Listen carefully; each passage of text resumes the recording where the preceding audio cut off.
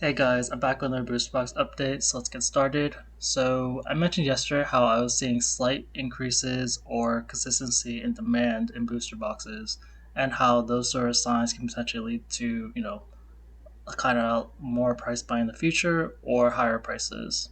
Um, so I like to catch these things early. So some of the boxes continued with the kind of consistent or spike in demand, and some of them kind of leveled off a little bit. So let's just go over which ones were affected. So Sword and Shield base, this was one that had zero demand in literally pretty much the last month. You see all this time in January, pretty much the whole month of February, there was zero demand for Sword and Shield base, and all of a sudden two were bought yesterday.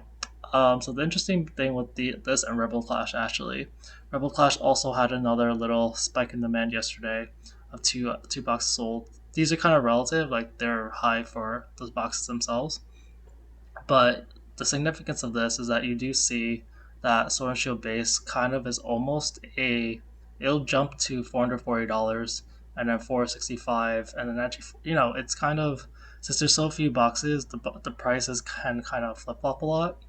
Um, the seller your average store is kind of affecting a lot of the lowest sales I see for Sword and Shield. Like I see it typically listed as like the lowest price for, like I see for Evolving Skies, some other things.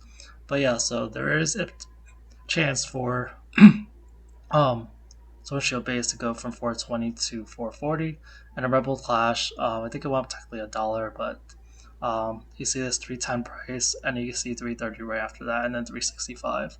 Like technically, if someone wanted to just change the market price or Rebel Clash, they just have to buy like two or three boxes, and suddenly it would shoot up. I'm not saying that sellers wouldn't go back to post lower prices, but that's kind of the volatility of this sort of market. There's just so little available. Um, all right, so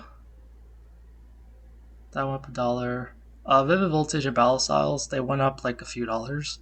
Um, there's still, I think, too much of it for it to really affect the prices too much. But it is interesting to see how the market is still continuously saying, "Hey, the boxes should be worth at least 185 to 190 at a minimum, like every single booster box." Paradox Rift is still like the cheapest booster box at about 185, but everything else is at least kind of 190. Like, and the low end is sort of SV base, Obsidian, um, and Rebel, and then Vivid Voltage and Battle Styles. Everything else is kind of at least $200 already. Um, that's pretty insane if you think about the prices just a few months ago. Darkness Ablaze has a little bit more of demand recently, so these three and then 4 consecutive days of buying. The price isn't as affected like it does for Rebel Clash and Sword and Shield base, because there's kind of more of it, and I don't know, a lot of people don't really like Darkness Ablaze. Rebel Clash and Sword and Shield base, like Rebel Clash is expensive because it's short printed, and Sword and Shield base was also kind of short printed because no one really wanted it. But Darkness Ablaze, like I think some people had hopes for it because it's a Charizard set, but it's a little bit like no one really kind of wants it, in my opinion at least. Um, yeah, Chilling Reign is one of those boxes that the price didn't change, but you see this consecutive amount of buying. Um, and you see three boxes sold the other day and five more yesterday. So it is seeing, even after that big sellout on TCG Player One Day sale, there's still a bunch of like selling recently for it. Like, it's a pretty expensive booster box. You see here it goes from 310 to, that's also 310, and then so like 320. Yeah, it can go to 320. I'm not really expecting big price increases, but yeah, if the demand's kind of that strong, if it continues like that, then it will buy up like these boxes. Um, let's see. So Fusion Strike, I think actually it was kind of trending and then it stops its demand. And Evolving Skies hasn't had any sales in the last 2 days. Brilliant Stars, I think it had some sales, nothing too significant, but it's still kind of stuck at the $300 price. Astral Radiance, it's all like uptick in demand over here with five boxes, and it's been kind of primed to increase for a while now. It just hasn't for whatever reason. Like there's this like blip where it sold like zero boxes, but it is again primed to kind of increase from 262 to 270 to 265, and then I guess that's not the biggest one. I think I calculated that in 275 when I first saw it. Um, but yeah, just a little bit of increase, but not really that much. Astral Radiance, and it went up about $2 from its previous price. It's been around this 260 price since 27th, and before that, like it has generally been trending upwards though. It was like 230 before, so it's just kind of at least maintaining its price for now. Uh, whilst Origin also has continued its kind of like at least it's like selling pretty much. It sold 3 boxes yesterday. Um, like this is the only box at 400. Like I think the highest I've seen it literally is like 403. So like we're just kind of waiting until there's enough buyers to get it past that 403 mark. Like over here, there's like 407, 410, just like new all-time highs. And then Silver Tempest, it went down like $1, and it also was affected by a TCG player sale. But the last 2 days, more have been sold.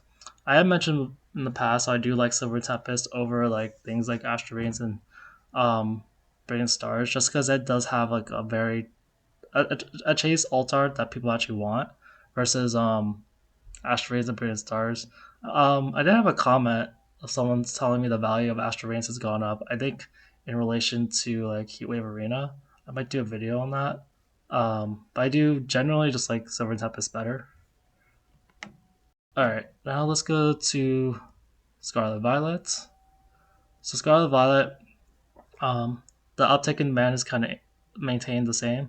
So it dropped from when it was going around like the 18s to 20s. It was doing great. Like it was starting to increase in price, and it kind of stagnated when demand dropped to about like 6 to 9, and now it's back to like 18 and 18.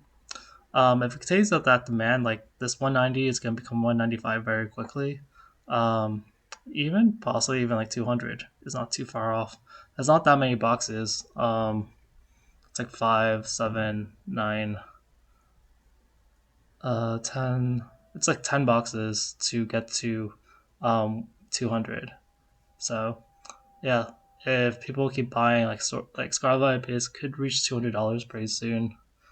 Um, so Paldea evolved. So if you guys saw my recent reprint videos, let's talk about reprint confirmations. And yeah, like there was a tweet the other day from Eli Pokemon saying that there's an event where distribution reps are told from Pokemon to expect reprints for Paldea Evolved, Twilight, and Surging Sparks booster boxes. I think there are some other posts that talked about also Obsidian Flames booster boxes and Paldea Face booster bundles. So people are kind of wondering how that'll affect the market. Currently, like Paldea is still pretty strong.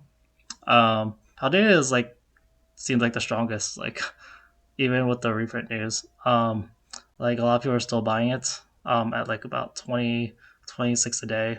And then there was that spike yesterday of 44. Um, it went up like $1, and but this 225 range is kind of or 226 is kind of a nice range. The price doesn't seem like it'll go up that much soon. Especially like yeah, there's Gamer's Choice 113 boxes at 228, but just like this is just a show of a strength. Like it's the same price, people are buying like quite a lot, even with reprint news, even if the price increases. Obsidian Flames is kind of the weird one because its demand is like not bad. Like 9, 10, like it was 30 yesterday, the other day.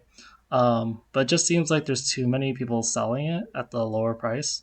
I think with the reprint news, maybe people are kind of scared and they're like selling it at a lower price as well. But it's been kind of stuck at this like 190 range for a really really long time.